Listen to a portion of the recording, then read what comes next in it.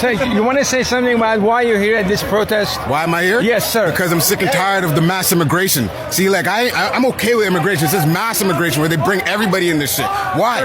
Man, we care about us, bro. Worry about us first. Don't worry about all these other countries. Don't worry about bringing in cheap labor. You know what that is? That's slavery, bro. That's literally the UN said. It's a contemporary form of slavery. Bringing all this cheap labor here, just so what? Just so what? Everything can be cheaper and shit. No, nigga, let it hurt for a little bit, because we need to work on our people. Our people are what matters. Canada's immigration rates to sustainable levels. For the Prime Minister, that means reducing the number of temporary foreign workers and students to less than 5% of the total population in 2 years by the end of 2027. The Prime Minister announcing that Canada will be cutting down on the number of temporary foreign workers. The program allows Canadian companies to hire foreign workers when Canadian workers can't be found.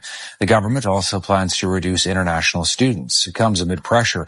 Those who say those programs are being exploited. CTV's Judy Trent is in Ottawa with more on why the government is doing this. Judy, what are you hearing from them on that? Todd, Mark Carney's goal comes with a slightly longer timeline compared to previous targets. His predecessor, Justin Trudeau, called for a similar target to be reached earlier by 2026. Despite Carney's attempt at slowing the decline, the number of new international students enrolled this year has already dropped by more than 50%. When you cut off the supply of international students to our universities, you're not just causing a future crisis for economy, you're causing an opportunity crisis for Canada now, because those international students were helping to pay for spaces for Canadian students to go to university. But immigration policies are under fire again. Just days ago, both BC's premier and the opposition leader called for the temporary foreign worker program to be scrapped. The principle is very simple. Canadian jobs for Canadian workers. The former immigration minister disagrees. The program shouldn't be scrapped. It definitely needs to be fixed. It has problems. So there's wide LMIA fraud in the program that continues to need to be fixed. We've started to reduce the overall numbers. Immigration data currently shows that there are 214,000 fewer international students and foreign workers compared to the same time last year. Todd. All right. Thanks very much, Judy. The UN calls it contemporary slavery. A protester on the streets calls it cheap labor. Politicians call it economic policy. But what happens when your government prioritizes everyone except you? Today, we'll be talking about one of the most explosive debates tearing through Canada right now. And honestly, the hypocrisy might just blow your mind. Look, I need you to imagine something with me for a second. You wake up tomorrow and your government announces they are cutting your job opportunities by 5% to make room for contemporary workers who do your job for half the pay. They call it economic sustainability. You call it getting screwed. This is not about some abstract policy debate happening in ivory towers. This is happening right now to real people with real consequences. And the beautiful irony, the same system that preaches about human rights and dignity is actively participating in what one protester called contemporary slavery, and they're citing the UN is on it. But here's where it gets interesting, because this is not about immigration. This is about economics. This is about fundamental questions whether every society has to answer. Who do you prioritize when resources are limited? Let us watch some clips here, then I'll be back to discuss the whole topic with you people. These are the anti-immigrants. These are the pro-immigrants. Pro-immigrants are more than the anti-one. Check out. ਤਾਂ ਅੱਜ ਮੈਂ ਵੇਖ ਕੇ ਆਇਆ ਜੀ Canada first ਦੀ rally Toronto downtown ਦੇ ਵਿੱਚ Christie Subway station ਕੋਲ Christie park ਹੈਗਾ ਉੱਥੇ। ਤਾਂ ਜਿਹੜਾ ਐਂਟੀ ਇਮੀਗ੍ਰੈਂਟ ਰੈਲੀ ਸੀਗੀ ਉਹ ਤਾਂ ਜੀ ਪ੍ਰੋਪਰ ਫੇਲ ਹੋ ਗਈ। ਜਿੱਥੇ ਮੇਰੇ ਹਿਸਾਬ ਨਾਲ ਲੈਟਸ ਸੇ 100 ਬੰਦਾ ਐਂਟੀ ਇਮੀਗ੍ਰੈਂਟ ਦੇ ਖਿਲਾਫ ਸੀਗਾ, ਉੱਥੇ ਹੀ 5000 ਬੰਦਾ ਪ੍ਰੋ ਇਮੀਗ੍ਰੈਂਟ ਸੀਗਾ। ਤੇ ਮੈਨੂੰ ਨਹੀਂ ਲੱਗਦਾ ਕਿ ਇਹ ਰੈਲੀ ਦੁਬਾਰਾ ਹੋਊਗੀ। ਜੇ ਹੋਊਗੀ ਤਾਂ ਫਿਰ ਤੇ ਫੇਲ ਹੋਊਗੀ। ਇੱਕ ਅਲੱਗ ਚੀਜ਼ ਦੇਖੀ ਉੱਥੇ ਮੈਂ, ਜਿਹੜੇ ਐਂਟੀ ਇਮੀਗ੍ਰੈਂਟ ਸੀਗੇ ਉਹਨਾਂ ਨੇ ਕੋਈ ਵੀ ਇੰਡੀਅਨ ਜਾਂ ਫਿਰ ਸਾਊਥ ਏਸ਼ੀਅਨ ਪੰਜਾਬੀ ਦੇ ਖਿਲਾਫ ਕੁਛ ਨਹੀਂ ਕਿਹਾ ਉੱਥੇ। ਜਿਹੜੇ ਪ੍ਰੋ ਇਮੀਗ੍ਰੈਂਟ ਸੀਗੇ, ਮੋਸਟਲੀ ਪੈਲਸਟੀਨ ਦੇ ਸਪੋਰਟਰ ਸੀਗੇ, ਵਿੱਚ ਗੋਰੇ ਵੀ ਬਹੁਤ ਸਾਰੇ ਸੀਗੇ, ਵਿੱਚ ਬਹੁਤ ਸਾਰੇ LGBTQ ਕਮਿਊਨਿਟੀ ਦੇ ਵੀ ਸੀਗੇ। ਦੇਸੀ ਬੰਦਾ ਤਾਂ ਮੈਨੂੰ ਦਿਖਿਆ ਹੀ ਨਹੀਂ ਕਿਤੇ ਵੀ। ਤਾਂ ਹਾਂ, ਮੈਨੂੰ ਨਹੀਂ ਲੱਗਦਾ ਇਹ ਹੋਣ ਵਾਲਾ ਦੁਬਾਰਾ, ਤੇ ਇਹ ਬਹੁਤ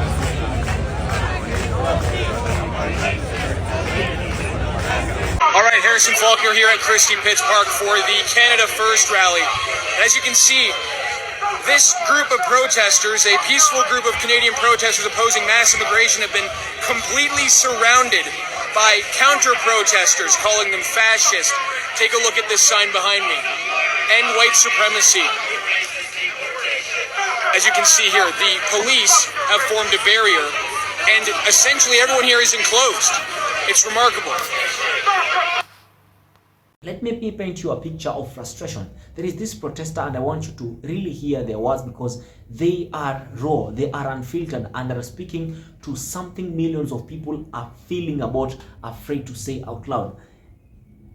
He said, we care about us, bro. Worry about us first. Don't worry about all other these countries. We need to work on our people. Our people matter. I feel for this guy. Now, before you jump into conclusions, before you start throwing labels, I want you to sit down with that statement for a moment, because stripped of all the political noise, what they're saying is, I feel abandoned by my own government. That's hard, bro. And here's the kicker. They're not wrong about the slavery connection. The UN has identified exploitative labor practices as forms of contemporary slavery. When you bring in workers who have no choice but to accept substandard wages and conditions because their legal status depends on compliance, what exactly are you creating? And this is why Canadians are protesting.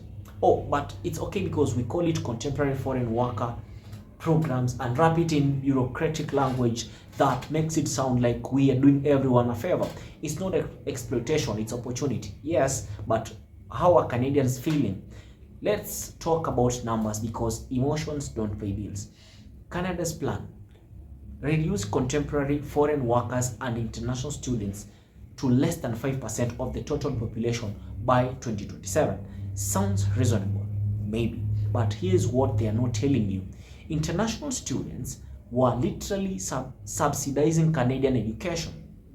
They were paying higher tuition rates than that helped fund spaces for Canadian students. Cut that revenue stream and suddenly you have what economists are calling an opportunity crisis. Well, let me get this straight. We are simultaneously creating an economic dependency on foreign money while complaining about foreign presence. We are addicted to the revenue but resentful of the people. It's like being angry at your drug dealer while actively buying the drugs. And this is what is happening in Canada. They don't want the immigrants to buy these immigrants to pay the fees. And the politicians, they are playing both sides beautifully. BC's premier wants Canadian jobs for Canadian workers, fair enough. But where were these principles when businesses were lobbying for cheap labor in the first place? Where were they? Nowhere to be found, okay? Right, that's when it was economic necessity back then. Now that people are pissed off, suddenly it's protecting Canadian workers. The timing is just chef's kiss, perfect, right? But here's where this gets really complicated and honestly uncomfortable, because buried in this anger, buried in this frustration, there is a legitimate question about global responsibility versus national obligation. When that protester says, don't worry about all these other countries, I get it. I understand the sentiment. When you feel like your own government is treating foreign workers better than its own citizens, that breeds resentment. But we also can't pretend that nationalism wrapped in economic anxiety doesn't have some pretty ugly historical precedents. And I'm not saying everyone who raises these concerns is a racist. That would be intellectually dishonest and, frankly, lazy analysis. What I am saying is that we need to be honest about what we are actually debating here. Are we talking about fair wages, labor rights, economic sustainability, or are we talking about who deserves to be here and who doesn't? Because here's the thing that nobody wants to admit. The problem is not immigration. The problem is a capitalistic system that pits workers against each other while the people at the top profit from the division. You want to know what really pisses me off about this whole debate? It is not the protester who's frustrated. It's not even the politicians playing the political theater. It's the businesses that lobbied for these programs in the first place. These are the people who went to the government, they brought these immigrants, and now Canadians, they don't have jobs. They wanted access to cheap labor, cheap and compliant labor. They wanted workers who could not bargain, workers who could not organize, workers who could not demand better options. And these were the Indians and Africans. They created this system, profited from it, and now when it becomes politically inconvenient, they'll just find new ways to exploit people. No, Canadians, they don't have jobs and they want these immigrants out. And the beautiful part, they will probably pivot to automation next. Oh, we can't get cheap foreign workers anymore. Guess we'll just replace everyone with robots. Sorry, but no sorry, right? Meanwhile, we are all fighting over crumbs while they're eating the whole cake. So let's talk about something that should be front page news but somehow gets buried. LMIA fraud. That's labor market impact assessment fraud for those keeping track at home. The system that's supposed to ensure Canadian workers get first dibs on jobs. It's being gamed systemically and everyone knows it. Companies are literally posting fake jobs ads, making requirements so specific that only their preferred foreign worker could qualify, or offering wages so low that no Canadian worker will take them. Then they turn around and say, see, we can't find anyone local, so we have to get people from Africa or India. We need to bring these people. It's fraud, plain and simple. And the fact that a former immigration minister admits there is the problem and wide LMIA fraud tells you everything you need to know about how deep this thing goes. And can we talk about the international student situation? Because this might be the most perfectly Canadian contradiction here I've ever seen, by the way. All these students from India and Africa and maybe South America, we market Canadian education globally. We compete for international students. We build our universities' budgets around their tuition fees. We literally design our economic model to depend on them. Because when they come to Canada, they pay higher tuition fees than the Canadian students. And then when they actually show up and contribute to the Canadian economy, complain about the prices and cut their numbers. That's a problem. It's like inviting people to a party, charging them triple for admission, and then complaining that the party is too crowded. The cognitive dissonance is breathtaking, right? So where does this leave us? Because pointing out problems without offering solutions is just intellectual masturbation, right? First, let's be honest with ourselves about what we actually want as Canadians. Do we want fair wages? Do you guys want fair wages for everyone? Great. Let's enforce labor standards across the board. Do you guys want to prioritize Canadian workers? Fine. Admit that means higher prices and potentially slower economic growth. Yeah, that's it, guys. Do you guys want to end exploitative labor practices? That's super brilliant, fantastic. But that means going after the businesses that exploit workers, not just the workers themselves. Because here's what I know. I'm not an economic expert, but this is what I know. The solution to exploitation is not less immigration. It's better labor protections. The solution to unfair competition is not nationalism. It is raising standards for everyone. And the solution to feeling abandoned by your government is not to abandon other people. It's to demand that your government actually govern in your interest, right?